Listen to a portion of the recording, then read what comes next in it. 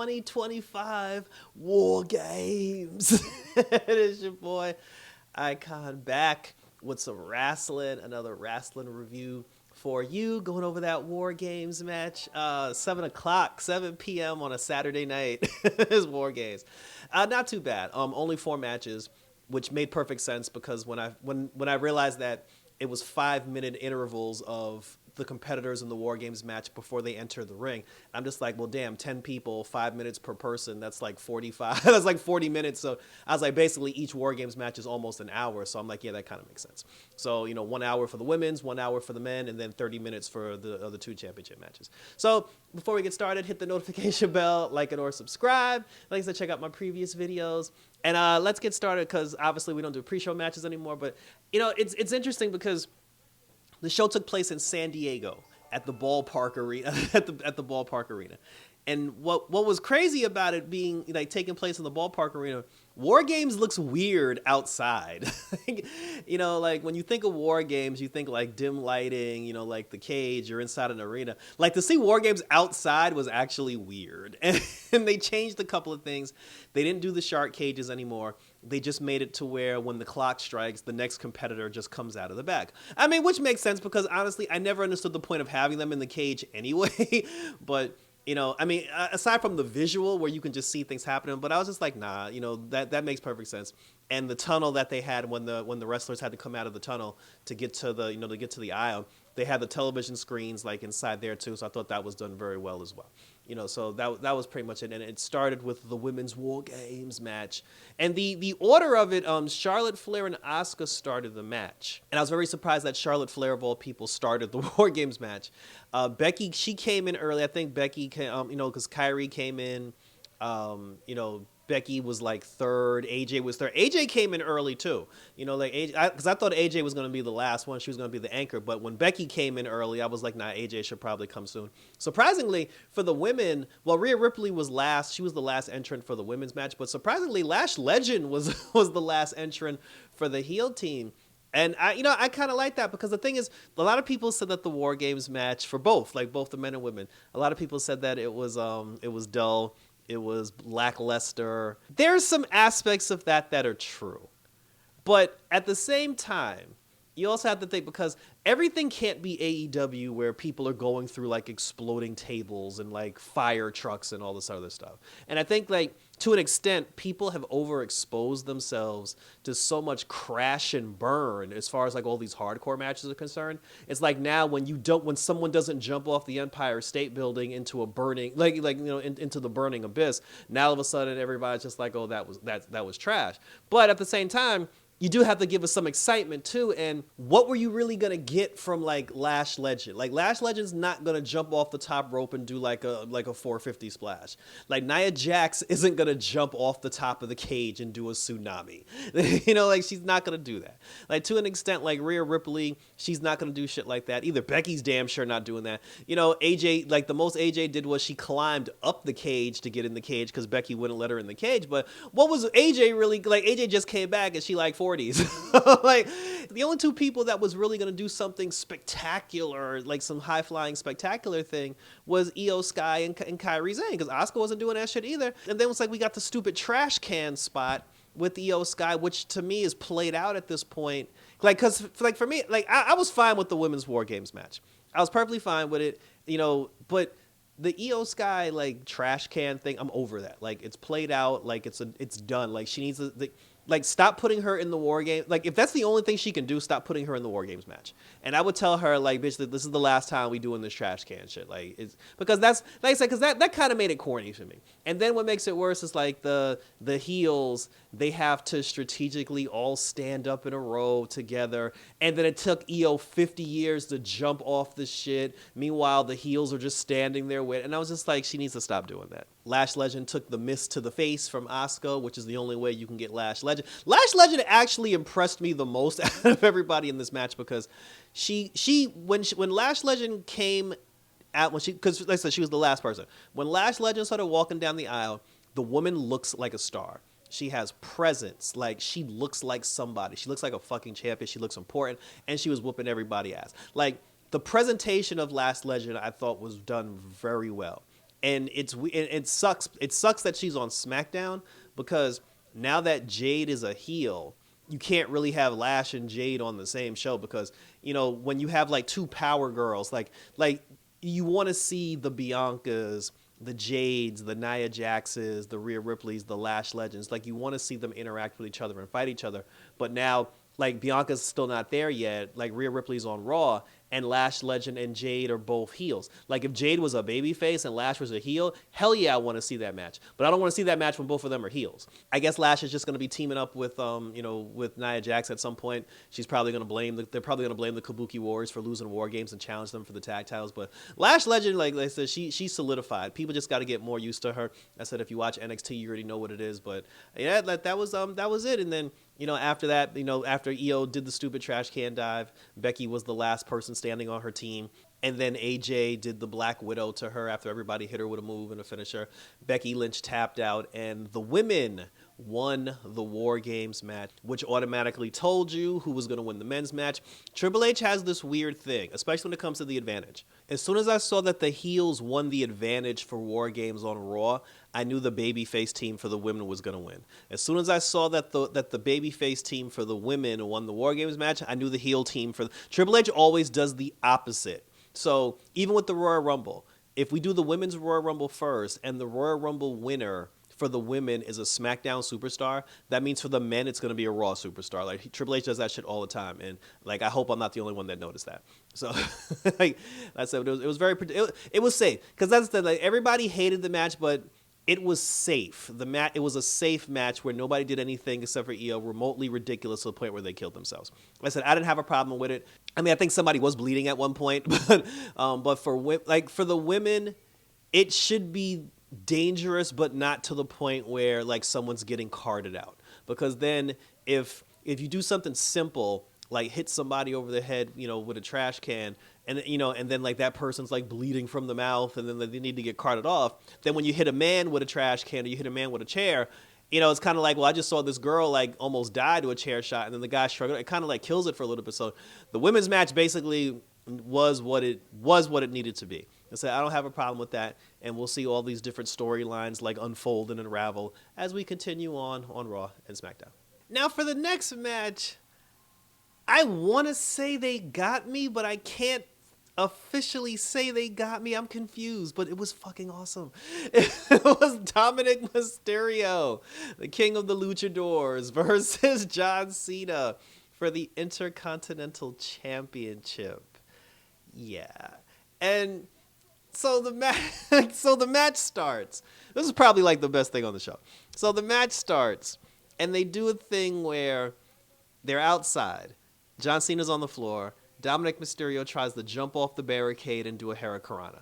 Now, me personally, before anything happened, when I saw he was going to do it, I said to myself, I hope he's not going to do a Hurricanrana because Dominic Mysterio is very tall. He's a very tall, lanky person. Like, Hurricanranas look good when girls do it and when luchadors do it because they're short. And because they're short, they can tuck their head and roll easier. Tall people should not be doing that because they're too tall and they can hit their face on the floor. And that's exactly what happened. Dominic Mysterio jumped off the barricade, tried to do a Hurricanrana, and then when he tried to do the Hurricanrana, he was too tall, he couldn't tuck his head, and he hit the back of his head and his shoulder on the floor. And it looked like Cena powerbombed him. So I was like, oh, damn. I was like, I thought John countered it. I was like, Cena countered the Hurricanrana. And then Dominic laid on the floor. Raquel and Roxanne, they were both there at ringside, and then Dominic laid on the floor, and then he told the referee that he was hurt. And I was just like, maybe he, just took like, he got the wind knocked out of him or whatever. And I was like, maybe it's a ruse. But I was like, no, he was really selling that arm. And, his hometown is San Diego, so it was a hometown match for him. The crowd was booing, like everybody looked concerned. Like Roxanne and Raquel, they went over to him. And although the referee called for the medical person, the medical staff to come over, I don't remember seeing the referee actually throw up the X. They came over, this thing dragged out where he was hurt. And then all of a sudden, Raquel and Roxanne get in the ring. Both of them beat up John Cena. They hit him with the Tejada Bomb, and then they did the Pop Rocks. And then after that, then Dominic just jumped up, got in the ring, hit a 619, went for a frog splash, and tried to pin him. And I was just like, it reminded me of like the Rick Steiner, Scott Steiner, Buff Bagwell NWO thing where Scott Steiner pretended to be hurt. He got carted off into an ambulance, and then that shit went on for like a half hour. Then at the last minute, he came out of the ambulance and sucker punched his brother. But but the thing is, I don't know if, like, because of how the match played out in the end, you want to think that this was done on purpose. Like, this was part of the plan, and everybody just acted it to a T. But there's also the doubt of maybe he actually did get hurt, and they called an audible, and he told the referee, he was like, look, have the girls beat him up. I just need a minute to catch my breath. Like, just let me catch my breath for a moment, and then I'll just pop up. But it's like, was he really hurt? Did he sting his shoulder? I don't know. It was done very well. But it was a ruse. It was like the cheating. But John Cena kicked out of the frog splash. And then when the referee got knocked out because John Cena gave him a shoulder tackle, then Finn Balor and JD McDonough showed up. They interfered. They tried to beat up John Cena. And then after he got them out of the ring and then the referee was still gone, then we get Liv Morgan's music, a returning Liv Morgan. And that was interesting because when Liv came back, Roxanne was nowhere to be seen. Liv gets in the ring, and then when she gets in the ring, she walks over to Dominic and she slaps Dominic in the face. And to me, because they kind of dropped the storyline where Roxanne was trying to like steal Dom, or she was trying to like flirt with him, or she was trying to be with him, because they pretty much like abandoned that storyline, I didn't understand why Liv would slap him, because it's like he didn't do anything wrong. It's like he wasn't banging Roxanne. He wasn't hollering at other chicks. Like, I don't understand what he did wrong. So I didn't understand why she hit him. And then she walked over to Cena. She jumped in Cena's arms. I'm like, why would you jump in John Cena's arms? Like that didn't make sense to me. And then, like she made like, the sinister face. When John Cena put her down, she kicked John in the nuts. And then Dominic hit another 619. She took the Intercontinental Championship and bust Cena over the head with it, knocked Cena out. Dominic hits the frog splash. And then basically it took the entire Judgment Day with a returning Liv Morgan to beat John Cena. And Dominic Mysterio is the second to last person to pin John Cena in his farewell tour, winning the Intercontinental Championship in his hometown of San Diego. And I'm like, why are we pushing Dominic Mysterio to the moon? I like Dominic. I'm like, wow. I don't know. I was fine with him not being Intercontinental Champion and just, doing the AAA mega thing. But they're definitely hell-bent on this man having 2 titles. So what happens now? Like, what happens with the Judgment Day? Now that Liv Morgan's back, the two of them did a post-conference. They did a post-conference, like, after the pay-per-view where they talked. They did a post-interview, where they talked about everything. They never mentioned the other members of the Judgment Day. They never mentioned Roxanne, Raquel, JD, or Finn. They never brought them up. They just made it seem like the two of them were just going to be a couple, and like that was it. So this is going to be interesting. It's going to be interesting to see what happens with the Judgment Day now that Liv Morgan's back. I can't say I'm like this. This actually almost guarantees that Gunther's winning the tournament, because if John Cena went into the tournament as Intercontinental Champion, you would think he would put the belt on a young up-and-coming superstar to give him the rub, and he just did that with Dominic Mysterio, so there's no reason to have a young guy, like, fight him in the last match, so it's basically going to be Gunther. But that was it. Yeah, good. that was a good match. Like, it was a good match. It was a good ruse. Like, I can't lie. Kudos to Dominic Mysterio for playing that part to a fucking T. Like, said like he's got to be like the most improved superstar of the year at this point. And like I said, I look forward to seeing where these things go with the Judgment Day going forward. For the Women's World Championship, Stephanie Valkyrie versus a heel Nikki Bella. And I will say Nikki Bella's heel presentation is a lot better. Her gear looked better with the black and with the stockings and everything. Her attitude is better. Nikki Bella is best served as a heel. Her in-ring work as a heel is better. It was a little slow at times. There were moments where it kind of looked like she was struggling to keep up with Stephanie at one point. But overall, her heel in-ring work is light years better than her babyface work. Stephanie Valkyrie came in. There was one moment during the match where Nikki was in the corner. Stephanie was running into the corner. Nikki put her foot up. She kicked Stephanie in the face. And then both of them just kind of like paused and like stood. It was almost like Stephanie looked at her like, bitch, you really kicked me in the face. And then, Nikki got like 2 feet up. She tried to kick her and then she grabbed her foot. And then that's when, they finished the sequence. But there was that awkward moment after she got kicked in the face where I was like, Nikki was kind of like scared that she really hurt her. And Stephanie looked shocked that she really kicked her. But I mean, there was really not too much to say about the match. Like, we got 2 devil's kisses, one on the announce table and one in the ring. And, after she came off the top rope with the corkscrew splash, Stephanie Valquer retained the Women's World Championship. I mean, all these people online, they were like, it's Nikki Bella's time. She's going to win. Like, Stephanie just got the belt. Like, they're not going to take the belt off of Stephanie that quick.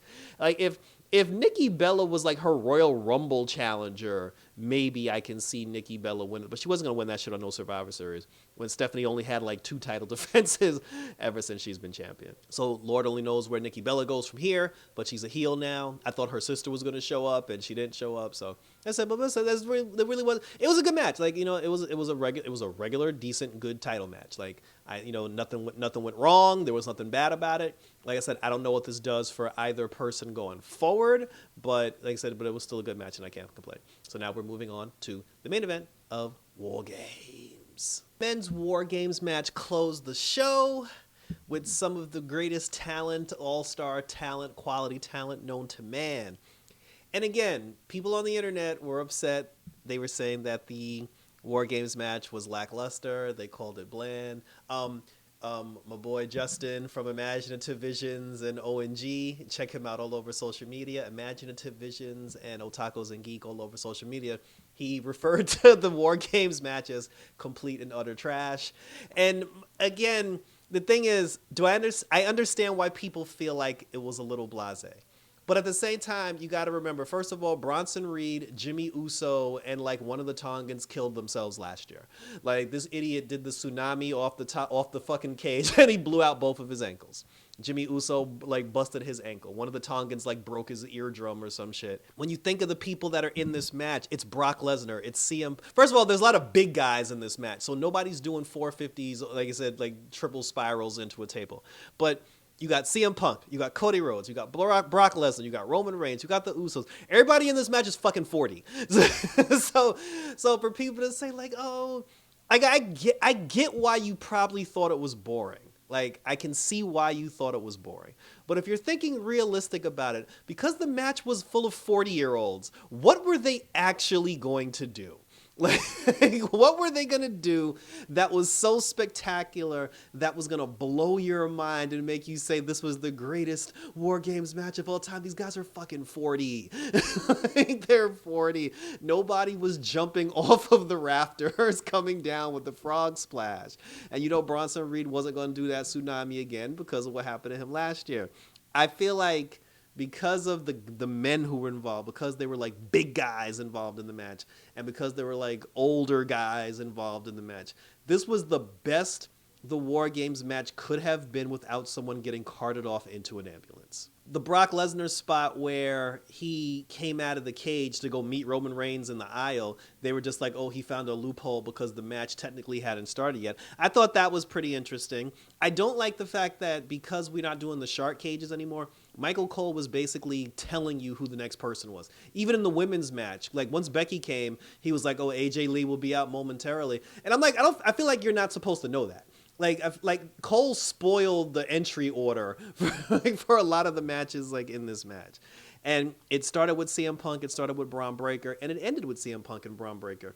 Bronson Reed came in and splashed everybody. Logan Paul used the brass knuckles at one point. Jey Uso unnecessarily did the yeet, and then after they beat up everybody, they restarted the yeet. And I'm still confused as far as like the so-called advantage, because there were plenty of times during both War Games matches the team that had the quote-unquote advantage was still getting their ass beat.